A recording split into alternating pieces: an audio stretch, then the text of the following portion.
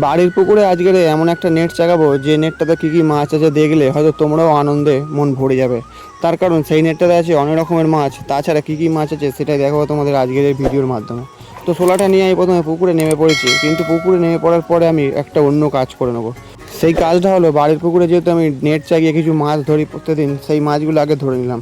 দেখুন কত মাছ ধরা পড়েছে এখানে। গাপ্পি মাছের মেল আছে, ফিমেল আছে, কিছু প্ল্যাটি আছে, কিছু জ্যাবড়া আছে, কিছু রকমের মলি আছে। তো এই মাছগুলো একটা নেটে ছেড়ে দেওয়ার পরে চলে এসেছি যে নেটটা আজকে আমি চাগাবো। দেখো নেটটার কাছে চলে আসার পরে অল্প কিছু মাছ দেখা যাচ্ছে। এবারে দুটো নেটের গ্যাপে চলে আসতে দেখো বড় বড় কিছু মাছ দেখতে পাচ্ছি, কিন্তু আসল মাছ আছে তো এই নেটটার তলায়, যেটা চাগানোর পরেই তোমরা দেখতে পাবে। দেখো নেটটা এক কোণে জড়ো করে নিয়েছি, রোদের জন্য একটু ক্যামেরা ফ্যাকাসে লাগছে, তবুও ভালোভাবে বোঝা যাচ্ছে যে বড় বড় মাছগুলো ছিল সেগুলো ছিল ল্যাকটেল সুন্দরী বেলুন মলি। আর আছে এই নেটে অসংখ্য সবুজ লিলি মাছের বাচ্চা। তো দেখলে তোমাদের মন ভরে যাবে আস্তে আস্তে যখন এই মাছগুলো তুলবো। তার কারণ এখানে যা মাছ আছে নোংরার থেকে বেশি, তবে যে সাথে নোংরাগুলো আছে তাই খুব সাবধানের সাথে কাজ করতে হবে। আজকের এই ফিল্টার নেটটা নিয়ে এসেছি মাছগুলো তোলার জন্য, তার কারণ যখনই ছোটো মাছ তুলবে তোমরা সঙ্গে সঙ্গে ফিল্টার নেট দিয়ে কাজ করবে, তার কারণ ফিল্টার নেটের কাপড়ে মাছের গায়ে আর কোনো ঘা লাগবে না। তো দেখুন মাছ কিন্তু নেটের মধ্যে গিজ গিজ করছে একবার একটুখানি ছানা দিতে। এর মধ্যে নোংরা আছে অসংখ্য, নোংরাগুলো আমি খুব সাবধানের সাথে বাইরে ফেলে দিয়েছি।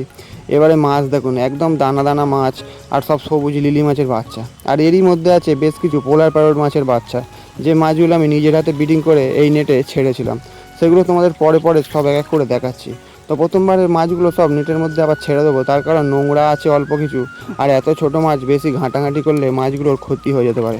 তো প্রথমবার মাছগুলো সব নেটের মধ্যে আবার ছেড়ে দেওয়ার পরে দ্বিতীয়বার আবার হাত নেট দিয়ে আবার কিছু মাছ আমি তুলবো। এরকম করে করে নেটটা আজকের পরিষ্কার করা হবে। দেখো এবারেও কিন্তু মাছ গিজ গিজ করছে, মাছ কিন্তু এই নেটে নেই নেই করে প্রচুর আছে। এবার দেখো মাছগুলো আবার নেটটার থেকে তুলে নিয়ে গামলির মধ্যে রাখবো, আর যে ভেল জ্যাবড়া মাছগুলো আছে সেগুলো বেছে বেছে আবার তুলে নেবো গামলির মধ্যে। যেসব নতুন ব্যক্তিরা আজকের আমার এই ভিডিওটি দেখছো তারা কিন্তু এক্ষুনি চ্যানেলটিকে সাবস্ক্রাইব করে নাও, তাহলে কী হবে তোমরা প্রত্যেকদিন নতুন নতুন রঙিন মাছের ভিডিও দেখতে পাবে আর রঙিন মাছ সম্বন্ধে নতুন কিছু শিখতে পারবে।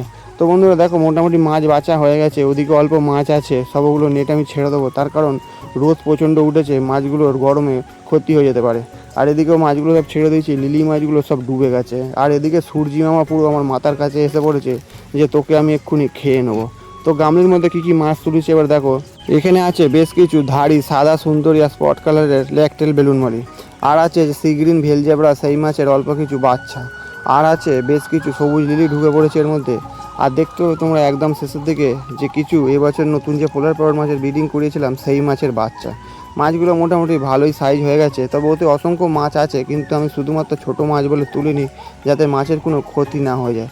তো বন্ধুরা দেখে মনটা খুব ভরে গেল যে নিজের হাতে ব্রিডিং করে পোলার প্যারট মাছ এবারে ভালোই বাচ্চা জন্মাতে পেরেছি। এবার এই মাছগুলো আমি আবার নেটের মধ্যে ছেড়ে দেবো। তো বন্ধুরা আজকের ভিডিও এই পর্যন্তই, আবার দেখা হচ্ছে আগামীকাল অন্য কোনো মাছের ভিডিও নিয়ে। আর তোমরা যদি কেউ ছোটো ছোটো রিলসের মাধ্যমে অসংখ্য রঙিন মাছের ভিডিও দেখতে চাও, তাহলে তোমরা আমার Facebook page story of Rintu লিখে সার্চ করে সেই পেজে গিয়ে ফলো করে আসতে পারো।